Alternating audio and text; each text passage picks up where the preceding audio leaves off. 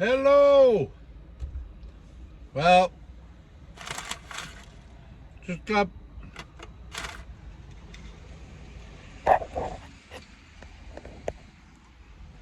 sorry about that. Well, I just got back from the shop in Prescott, Access in Motion. Anyways, they took my tires off, checked my brake level, adjusted it. Long story short, they said the brakes I have are good, but they're not good quality. So that's why it's a little bit soft. It's not stopping properly. So with the adjustment, plus I have to get asbestos brakes or whatever, I forget what it is. I used to make them. I have to get some of them. They're only like 110, but that's going to cost me about $300 to have them put on. And they checked out my wiring stuff and everything else for my lift. Everything's fine. They cleaned it up. They said, you didn't clean it? I said, well, I didn't clean it because I didn't know where it was leaking or if it was leaking. And I thought you guys would sort of like look at it and figure it out. And they said, no, it seems to be okay. Then we talked about getting a remote for the lift. So they're going to check into that, get back at me tomorrow. Yeah, I'm sorry I'm eating, but I haven't eaten all day, and I just got back. I was busy, and anyways. So the guy that sort of like passed me my license, Cameron. He's got more pull than I think, or than I thought. Because they told me, they said, I said, well, I'll just, Cameron shouldn't have it. He goes, no. Cameron's got the power to pull your license if you don't do everything or what he thinks you need to do. I said, really? He goes, yeah, he does. There's somebody worse than that they told me at the hospital in Ottawa. If you have to go see her, she will tell you to change your seat. So, yeah. And then after that, it's a money thing. I mean, to have a seat turn all the way around, electric and everything, $7,000.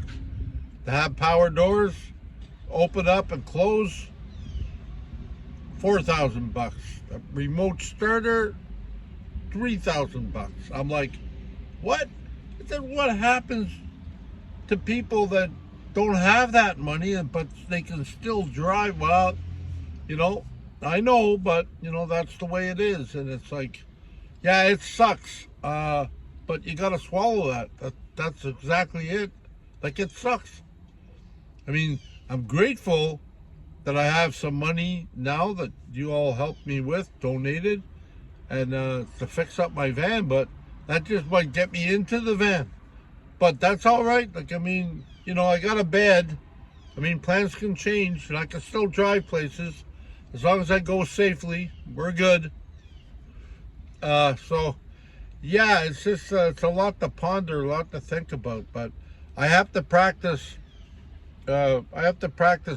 getting in my chair, being able to turn around and at least buckle. The guy said, I'm gonna practice for 2 instead of 1.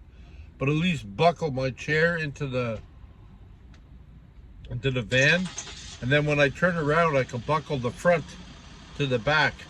I can buckle the front to my chair too, so it'll be strapped down. I hope it'll be tight enough, but it'll be strapped down. That means I got to oil a couple of the clamps because the hook is like that, but it has the safety and it's not moving too well. So I'm gonna have to oil that, grease that, or do something with that.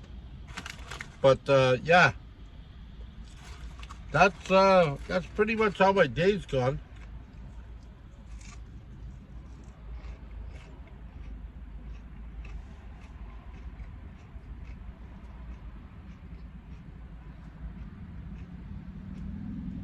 So I might have to go tomorrow.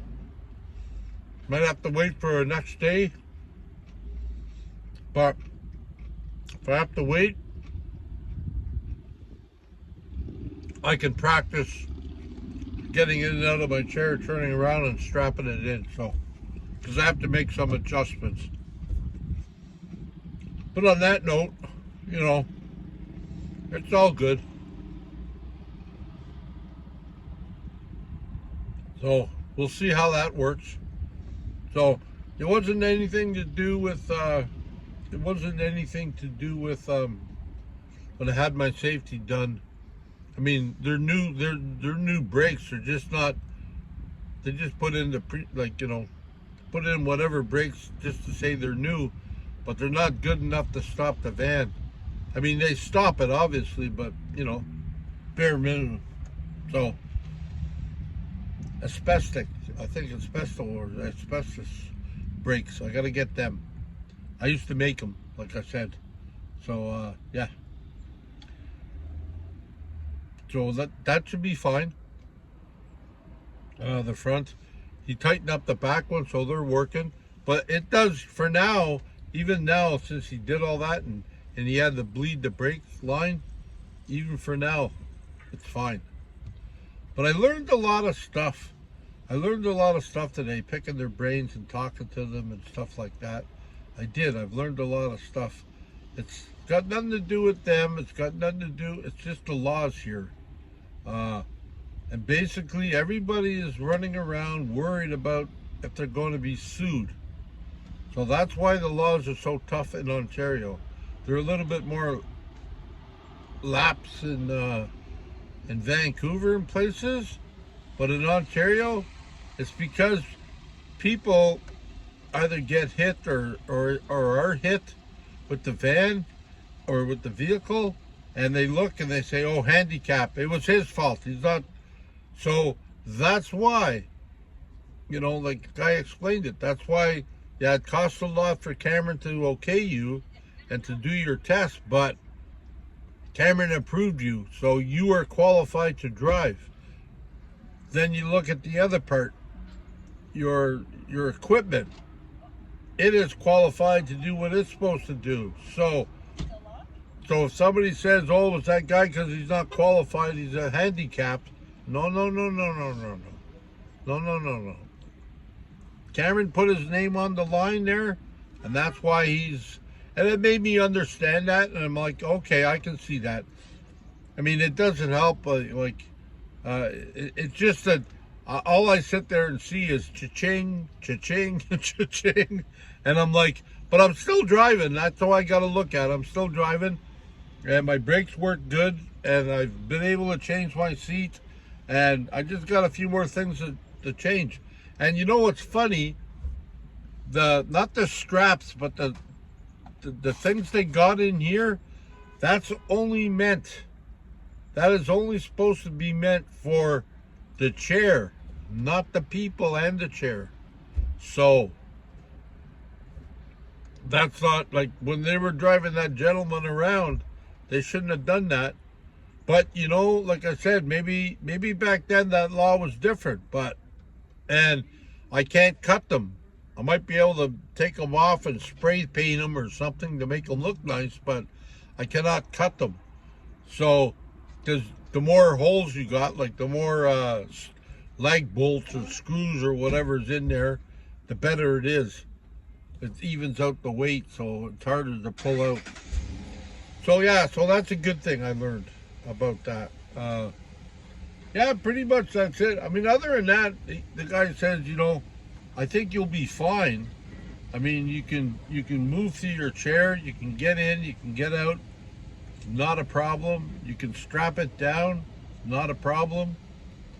I mean, I don't see the point of putting an electrical chair in a 25-year-old vehicle. Like, you know what I mean? But yeah, they might see the point, but hopefully not. Hopefully it'll go the other way. But yeah, other than that, it was a great drive up there. It was fun to get on the road. I took a few pictures. I took a lot of fast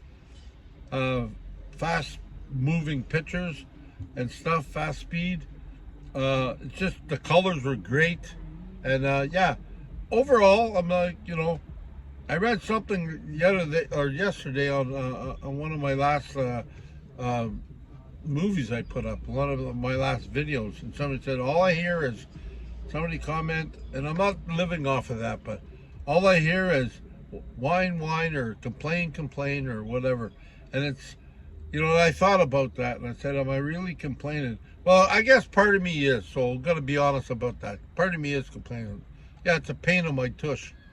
But the other part is, you know, it does me a favor to the fact of it's making me move. It's making me think. It's making me, okay, I'm going to have to do things differently.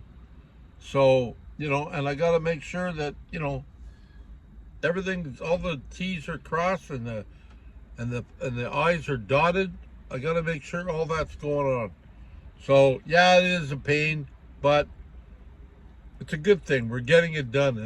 And I started looking at that more and more each day. And every time I have a live, I start looking at the fact that, yeah, look at where the heck you were a year and a half ago and where you are now.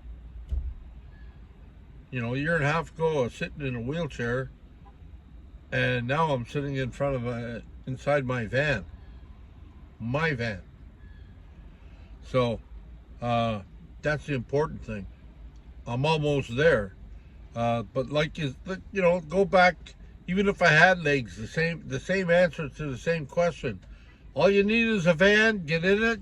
Got a poop bucket, a bed, whatever. That's all you need. Well, I got that. I got the poop bucket. I got the bed. I got the bed downstairs. I have to cut it. Sorry for that. I'm back. So I just got a call before I started this video. I made a call to Ramblin' Rocketeer, and they just called me back. So I'm just talking to them. Anyways, yeah. So I think everything will go well. I'm gonna find out tomorrow about a whole bunch of things about the van, the brakes, whatever. I'm gonna practice trying to lock myself in. I'm locked in now, so it shouldn't be that bad.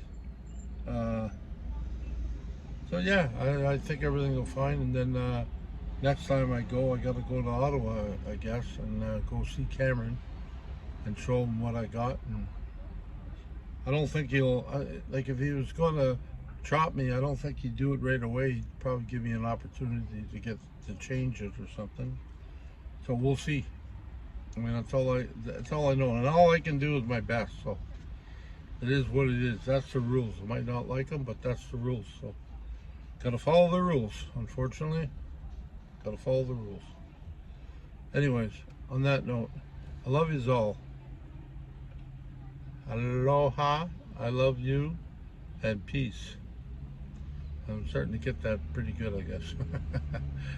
Anyways, it's a great day. I hope you enjoy your day. Thank you all for your support and hanging in there with me. And until next time, mwah, ciao. Bye-bye.